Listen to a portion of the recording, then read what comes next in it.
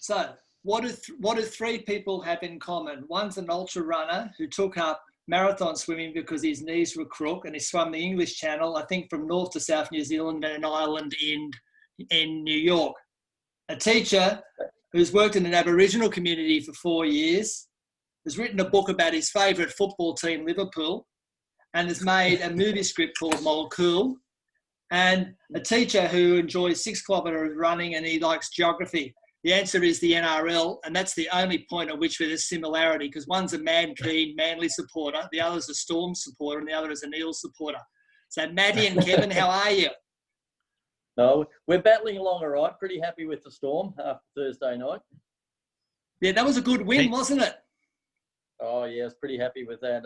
I actually wasn't very confident with Cam Smith and Cam Munster. Probably our two key players were both out injured. But I didn't realise how many injuries the Roosters had. So, but to win by such a margin was good. Yeah, that doesn't happen too often. Generally, the Roosters and the Storm end up in overtime, golden point. So I was enjoying every minute of it. And you have a bit of a banter when you're watching the show, the game as well, because you're wordsmithing what you're going to say on Facebook afterwards. Why don't you tell Matty what you do after that? You've only just met Matty now.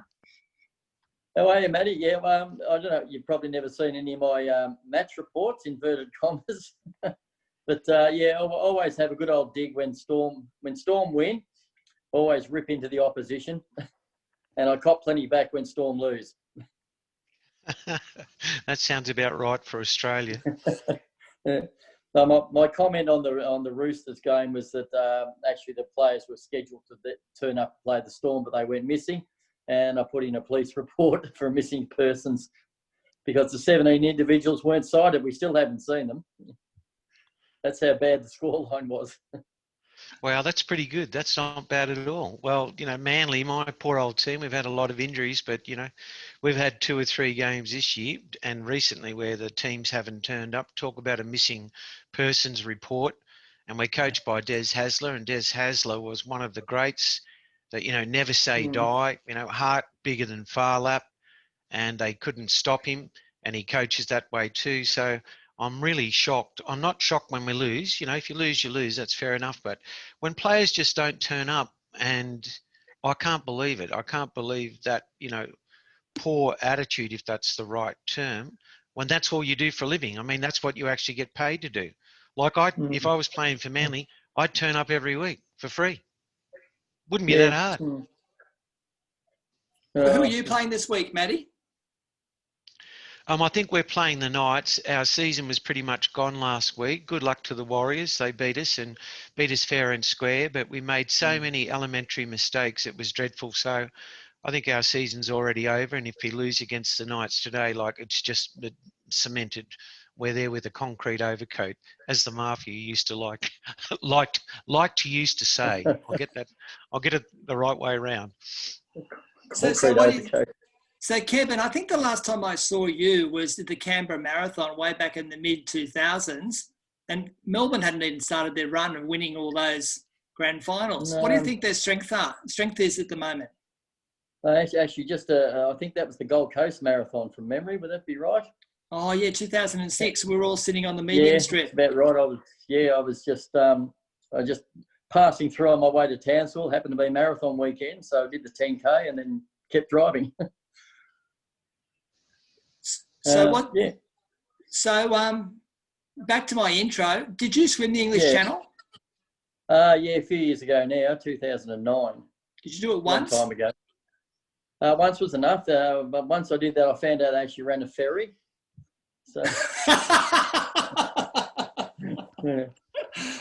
I could just share a brief ferry story there to back up Kevin, and I'll take my hat off, even though it's not here and it's only a Manly cap, but I'll take my cap off to you for swimming the English Channel, because I'm not a bad swimmer. I don't think I could swim the English Channel though. And we were there. I went there about 30 years ago with my brother, and we went from Dover or wherever the hydrofoil ran from to France that night, and I think it was about an hour's trip or 45 minutes. And we started off, and there were big, heavy seas. There were about 6 people on the hydrofoil. And as the hydrofoil ran into the waves were higher than the actual hydrofoil, but you couldn't see out because it was dark. It would just make this grinding noise like it was running into the side of a building, and you could feel the whole boat slowing down, come to a grinding halt. And we were beside ourselves. We thought we weren't going to make it that 21 miles across the English Channel because the seas were so rough. It was late at night, it was cold, and I'm sure had the hydrofoil broken up, you'd have died of hypothermia in about 15 seconds. And the only memory from the whole thing that I've got, I just started saying my prayers pretty much about 5 minutes into the trip till it ended. I was never so glad to get to land in my whole life. The girls that were on the ship, the stewards, are mostly girls, they're walking around offering coffee and drinks and things like that. They were so relaxed. Everything was just fine and beautiful and wonderful and terrific, like it happened every other day. And I just thought we were that close to death. It wasn't funny. So I don't know how on earth you swam it. One stroke after the other, and that was about it. just don't get out. Keep going. Was it cold? Was it freezing? No, I was pretty well prepared for the cold water. I weighed a lot more than I do now. I was, if you can imagine, another 15 kilograms on me, and I'd trained all through a Melbourne winter in Port Phillip Bay. So I actually got over there, didn't feel cold at all. Wow. It's come from a Melbourne winter into an English summer. Is about the same. No, it was actually warmer over there. Warmer, better than the Melbourne winter. So sorry, yeah, I was being too kind to Melburnians there. Yeah, I was ready for anything. Ready in temperature-wise, there wasn't a problem. And then I read on Facebook, Kevin, that you were waiting for the right time. Did you swim from the North Island to the South Island of New Zealand? It was, hang on, I landed in Wellington. Yeah, I went to Wellington, south to north, actually. Right. And how long did that take? A bit over 9 hours. The last bit was pretty hairy when the tide changed towards getting close to the North Island. I very nearly disappeared. You had other people with you, but didn't you? Did you have a boat or something? Yeah, you have a boat and everything. But when I say disappeared, is the tide turned rapidly. That if you can imagine the Tasman Sea and the Pacific Ocean, and the gap between the two islands in New Zealand is very, very small by comparison. And when the tides start running, they're pretty furious. And I was only 100 metres from finishing, and I was going sideways for over half an hour. Passing little points, and I was that exhausted. I was going to pass out. I'm trying to dig in. I finally got to one rock, which I cleared the water, and it was only when I got back onto the boat, Philip Rush said, if you hadn't grabbed that rock, the next point you'd have gone. It was out into the ocean. We would have to pluck you out. So yeah, we just made it. The thing with Cook Strait is that it's not for slow swimmers. You have a very limited gap between the tides, where you've just got to hit the water and go for it really hard. Wow. And I just made it. And then you did go to America? You tried for a swim in America? Yeah, I did a couple of big swims over there. It was one of them was Catalina Island from, Catalina Island into the mainland at Los Angeles. That's a similar distance to the English Channel. It's sort of the American version of the English Channel. The water's a bit warmer, thankfully. Yeah. And then a couple of years ago was the Manhattan Island swim, one lap around the entire island. And I've hardly swum a stroke since. That was the end of it. So what are you doing? Boxes. So what are you doing for exercise now? Is it true that your knees caved in after being one of the first Australians to do Western States and things like that, ultra running? Knees are fine. Everything else caved in, I think. I just wore out. Right. Literally wore it, got slower and slower, and yeah. But just get out for a bit of a run now. And that's about it. Do a bit of race walking, which I seem to do okay at. That was an old sport I did as a kid. And that keeps the weight off and keeps me out of mischief, basically. And what was your profession again? I was in the fire brigade for 30 years. I retired 18 months ago. Right. So, yeah, and I've always done handyman gardening work on the side, so I still do that. That keeps me busy. Although this lockdown we got here in Melbourne has put a stop to things for a little while. Yeah, what's that like for you?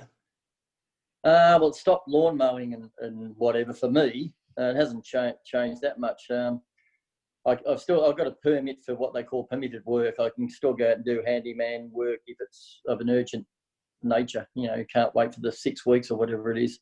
So I'm still doing things like that. But the thing that annoys me is just all the sport, local sport, everything, all their sporting activities are all stopped and basically gone. And I really miss that.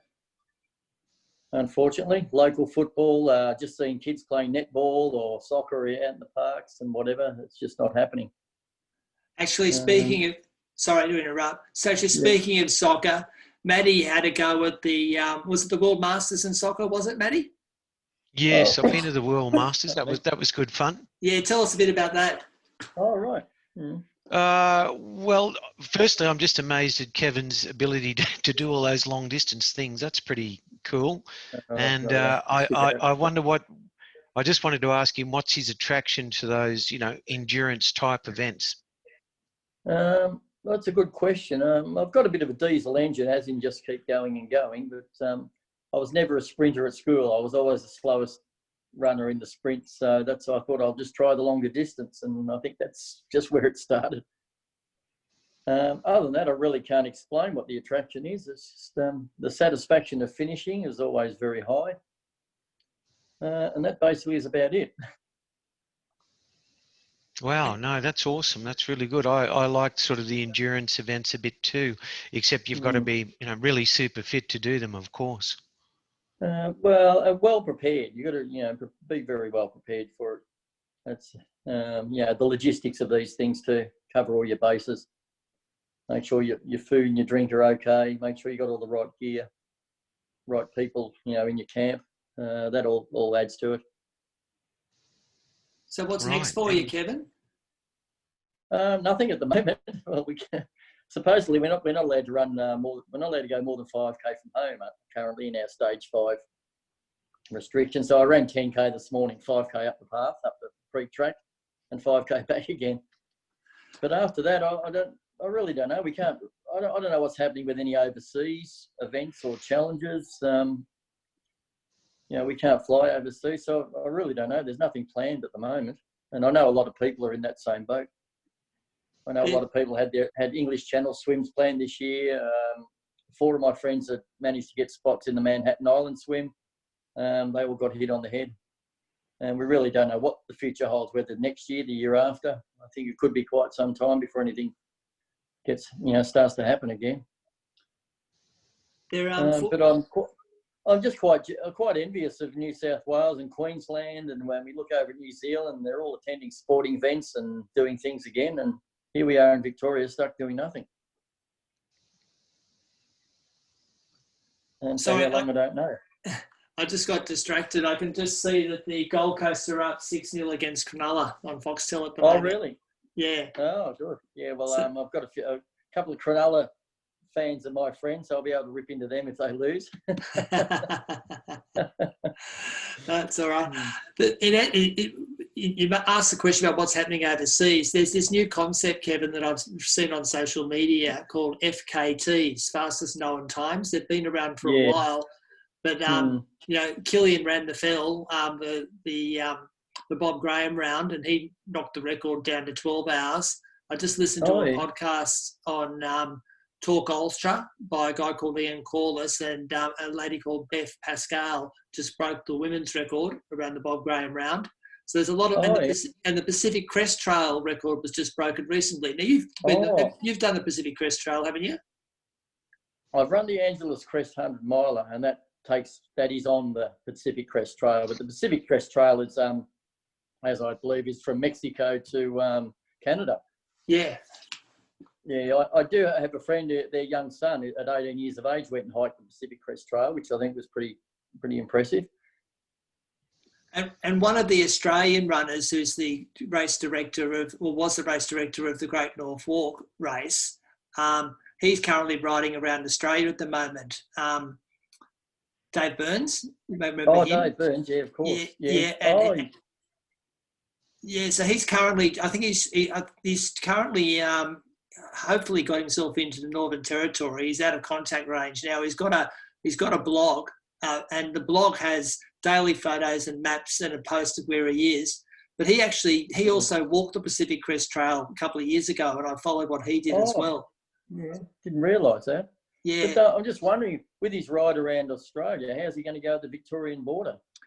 Well, he's got to get into Western Australia as well. So when he left about probably 40 days ago, and he snuck into Queensland just in time, and he's got he went all the way up with a friend of his. I've forgotten the name. Sorry about that.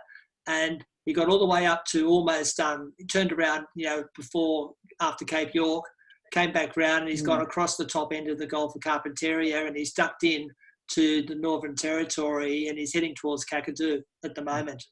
The last time I heard, he didn't do an update today, but yeah, he did the Pacific Crest Trail.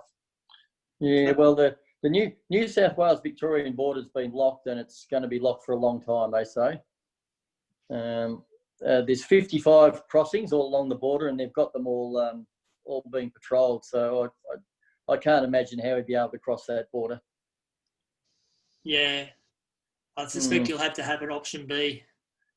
Yeah, he may have to head north in South Australia and cross into New South Wales up near Papal's Peg or whatever they call it. And just dodge Victoria altogether, because if he does get in, they'll never let him out again. Well, unless he does his 14 days quarantine at his own expense. Yeah, no, that's right. That's the only way out. Yeah, that's fair enough. So what have you been doing, Matty, in Bathurst? Well, speaking of local sport, I just drove back from Saturday morning shopping. They're playing netball. It looks like the soccer's back on around here, but we're lucky in one way because we're in an area where there are no COVID cases.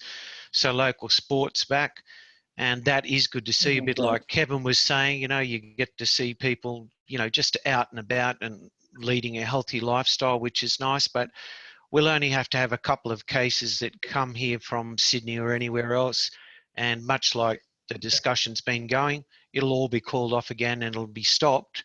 And if I've got the logic right on, this virus, it's just going to keep flaring up. And I know there's bigger waves. They're saying even the second wave's bigger than the first wave for many countries. But what's to stop any number of waves, over the next couple of years if there's no vaccine? And even if you get a vaccine, it won't be suited for everybody, and not everyone will get it, and not everyone will be immune. So I don't know what the answer is, but it's going to get, I think, much worse. And Melbourne's a pretty good example at the moment that they're under the toughest conditions because they're in the worst situation. But by bringing the world to a halt, I know it does save lives. I'm, for that 100%. But why won't it happen again in 3 or 4 or 5 or 6 months' time, and everywhere, not just Melbourne? Yeah, I agree, mate. That's exactly what, until they can stop the virus, eliminate it altogether, it'll always be there. And why can't it flare up again? Which really does put an end to, people's sporting interests, and even just simple things like you were saying, people might have, worked or waited a lifetime to go and swim the English Channel or whatever it is that you want to do. Well, I'd say you can pretty much cancel, I'm with you on that one, everything for the next couple of years, because I can't see how we're going to be allowed to, travel internationally and even do those things. Yeah. I don't see the Olympic Games happening next year either. I can't see how they're going to happen, the way things are going. I was thinking about that on one of my runs recently. I reckon you need to decentralise the games where you actually don't have a country that has it, but you have different pockets in the world, and you have sort of like COVID protection bubbles for this area of the world. Like Australia might just host the football, and England might just host the tennis, and and something like that. You might get away with that and just abandon the concept of a country hosting the Olympic Games. What do you reckon about that idea? Yeah, I think that's been talked about before, even before COVID came along. Right. I remember another idea they had was that they just had the Olympic Games at the same venue every 4 years. That way we'd be bankrupting all these countries building new facilities. But the football, the AFL and the NRL have had their bubbles, so why not the Olympics have bubbles? Yeah, I think it could work. I think it could Mm. work, and it might be a way of spreading it out too, because, countries have liked the Olympic Games because it's a good ad for them, but it costs billions of dollars to set up, and unless you get all those crowds and people there in future, you're not going to get not only the money back, you're not going to get, all that tourism and all the freebies and spin-offs from it. So there's really not going to be all these countries lining up to do it, surely. That's a good point. Yeah. Interesting. All right. Matt, you dodged my question. Tell us a little bit about your experience doing a bit of sport, your football stuff in Liverpool and that. Oh, well, you asked about the World Masters Games, and I've had a chance to think about it a little bit. And I went to the World Masters Games, which was, firstly, I went to the one in Sydney, being an older guy and playing with an older age group. And the thing that surprised me about it was, well, a few things. The first thing was it's a really good social experience. So if you just take the age factor out of it, or however old you are, it's a great place to go and play your sport, whether that's hockey or, football or swimming or athletics or any of those things. Meet other people and have a really good time. And a lot of people just go there for the social aspect of it. But because I like sport and actually like playing, I went there to play the sport and got that as well. So the social side of it is really good. That's number one. Number two, when you play in your own age group, even if you're in the 50s or even if you're in the 60s, I was thinking at the time, I think I was about 50 when I played in the first World Masters Games. It was like, oh yeah, I'll be able to kill these blokes, they'll all be 50 and over the hill and they'll be rubbish and I'll be able to run rings around them. Well, no, it doesn't work like that, because there are some people, you get there and they're 50 years old and you go, shit, he's good and that person's great and they can run rings around me. And it's really, the funny thing is, for all the people still playing, yes, there are a couple of slower players because they've aged, quicker than you have, to be fair. But what you find is the people that go to those games and keep their health and sport and skills intact, they're as hard to beat as when you were, 18 years old or 20. They're just as hard and they're just as tough, and they'll knock your base over apex, as Rex Mossop would say, as soon as look at you and run on and score that goal, and you'll be going, Jesus, where did that come from? So when you get to the top levels in those age groups, whether it's, the over 50s or 50 to 55s or 55s to 60s, it's just as hard as anywhere you've ever played in the world, because they're still playing and a lot of them are still fit and they're still skillful. The only thing that doesn't really happen at that age is that, a player can run all day. You can't run for the sort of whatever the time frame is. You might have 2 20-minute halves and play for 40 minutes, which is about half a game. But, very rarely will you get a player that can just do that whole game non-stop. Whereas when I was playing, when I was 42, I could play reserve grade and first grade. That's 3 hours of football straight, with the breaks in between. And the only time I get tired is in the last 15 minutes of first grade. I could go flat out for 3 full hours and extra time. But when you get in the over 50s and you're at the World Masters, 20 minutes flat out, that's a long time. And against good competition and tough blokes, you can't wait for the oranges. It's like happy days when it's break time. But, to credit them, the good teams are really good and they're actually a pleasure to watch. They don't run all day, but all their skills are still there. Their toughness is still there. Their thinking is still there. All you want is a body that's about 10 years younger than it really is, so you can run rings around people, but that's pretty rare. But the social aspect's good. The actual high-level football of it's good. The camaraderie in it's pretty good, and you get to meet other people. And the third factor I'll just wrap up with is I met some guys, when they were over there, and then I actually joined an American team because that's just like me. I've played with lots of different teams. I've played with Greek teams, Indigenous teams, Japanese football teams, Scottish teams, English teams, Australian teams. So I joined an American team that came to Australia. So in the next World Masters, which happened to be in Hawaii, I stayed with them and went and played in Hawaii. So it's a really good way of expanding your boundaries or your understanding of the world. and you be the one, because they've got websites and you can put your name down as a spare, Mm. and go and join another team. Because for me, that's the joy of sport. It's playing with all of those other people and all of those other cultures and getting to know them, and just having an experience that, you know, you just can't buy that stuff. Mm. Oh, very good. And you reminded me, because I'm the youngest one in the room. Happy birthday, Kevin. Oh, that was 2 days ago. Well, I'm officially a senior now. Really? Got my seniors card for over 60 and new age Well group done. in athletics. Yep. Yeah, you'll be pushing right up there. You'll be able to flog those old people. Oh, dude. Well, I'm one of the old people myself now. Yeah, sorry. Yeah. Okay. Did you ever do any Masters games or Australian representation, Kevin, for your running? Yeah, I did World Masters Games, as Matty was just talking about. They were actually in Melbourne in 2002. I did some swimming there. I wasn't swimming much at the time. I actually won a gold medal in the 10K race walk. Oh, wow. Wow. And That's good. Yeah, I always call it my Steve Bradbury medal, because I remember Steve Bradbury. It was really, I did a bit of training for it, and I thought I'm only going to embarrass myself because I hadn't race walked for ages. So I turned up on the day just to watch. There were some good Mexicans in town for it. They'd done well in the track walks. Anyway, I'm looking around, it's getting close to starting time. I look around, there's no Mexicans. So I found out later that their cabs didn't come to pick them up, so they missed the race.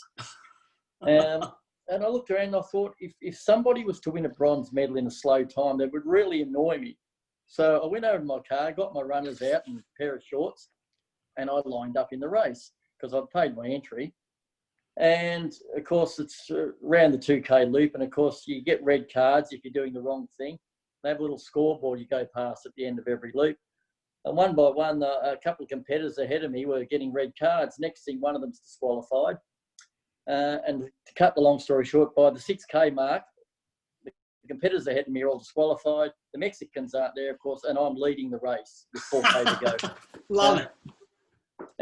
I held on to the lead and stood on the dais. I even played the national anthem, and I got my gold medal. And I'm still laughing about it all these years later.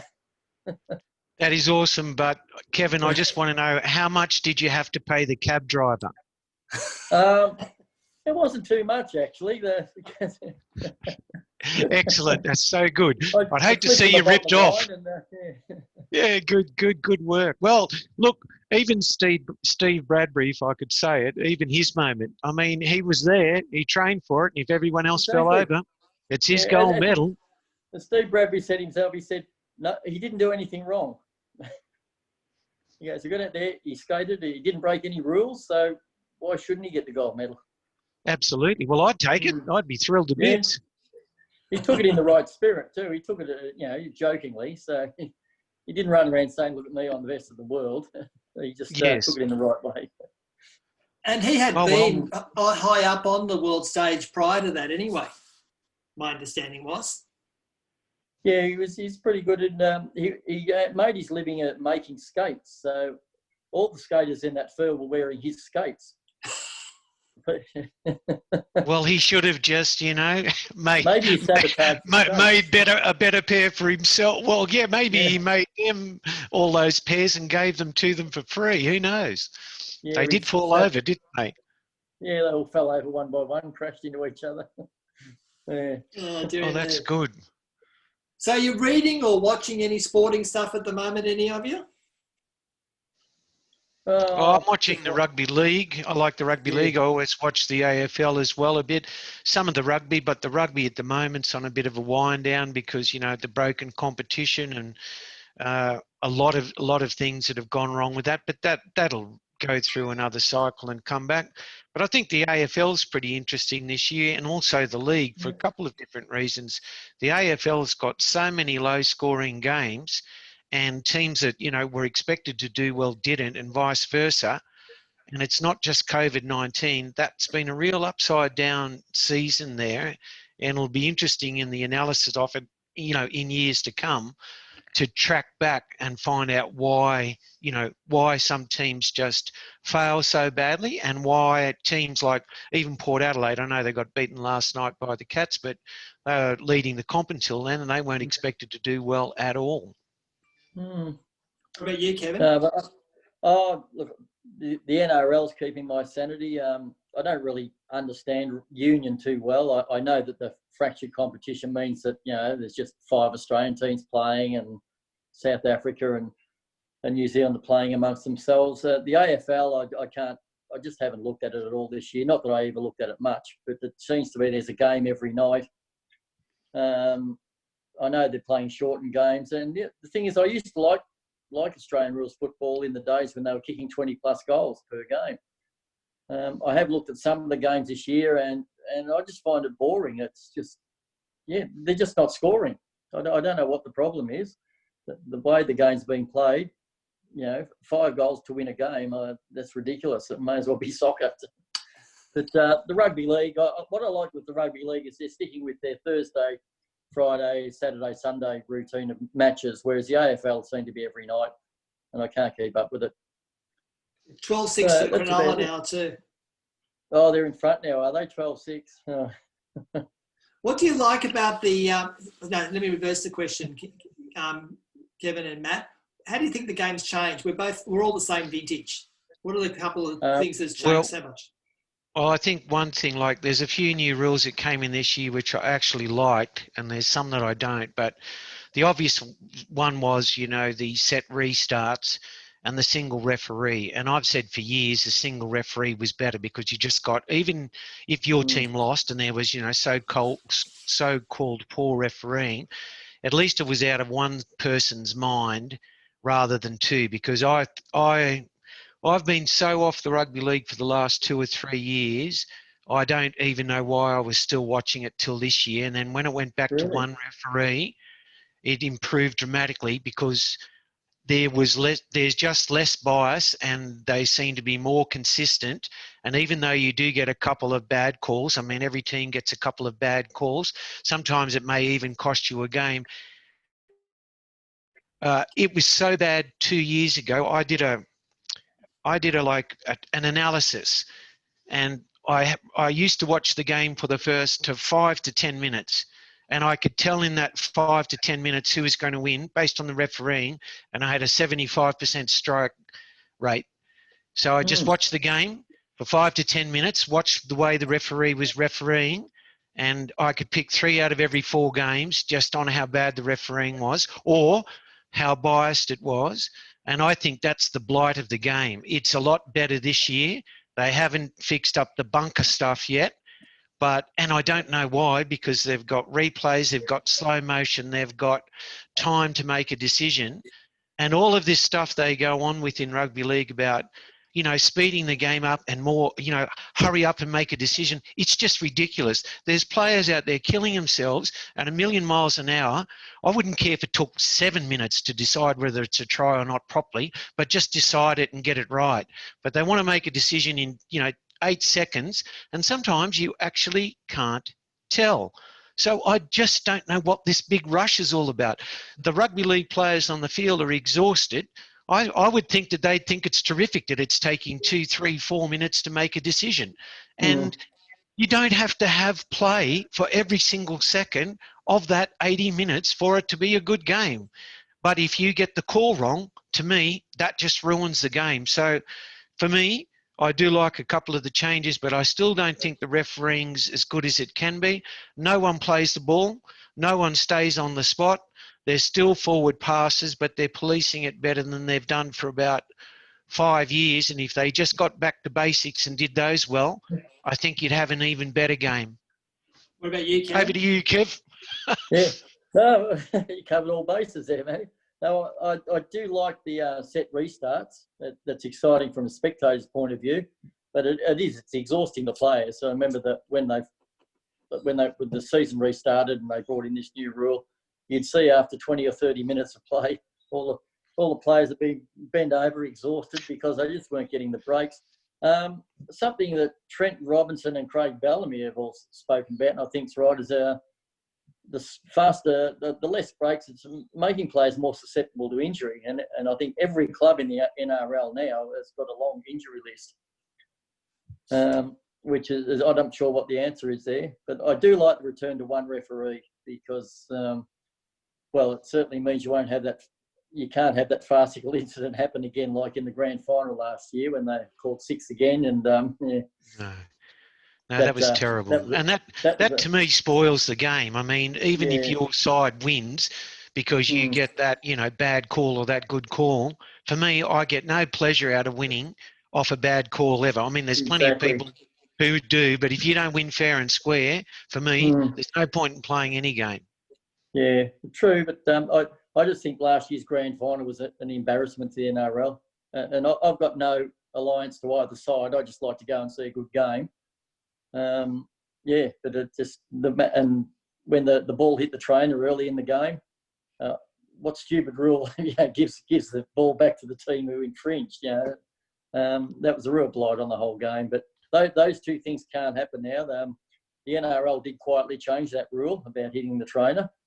They did it late one Friday night before Christmas, so no one would pay much attention to it. A bit like the politicians when they've got a bad policy to announce, they do it on Friday night when half the press gallery at the pub. And then, of course, the single referee now means we won't have that idiotic 6 again situation. But having the one referee's worked well, I think.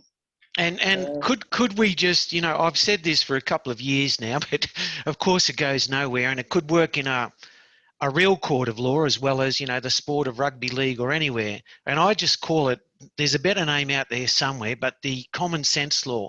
And the common sense law would be this.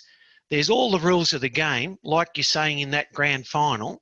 And even though technically a couple of times the referees actually made the right decision by the book, it wasn't the right decision in the game, and it cost, the Raiders were diddled on that. And I'm like you, I don't care who won.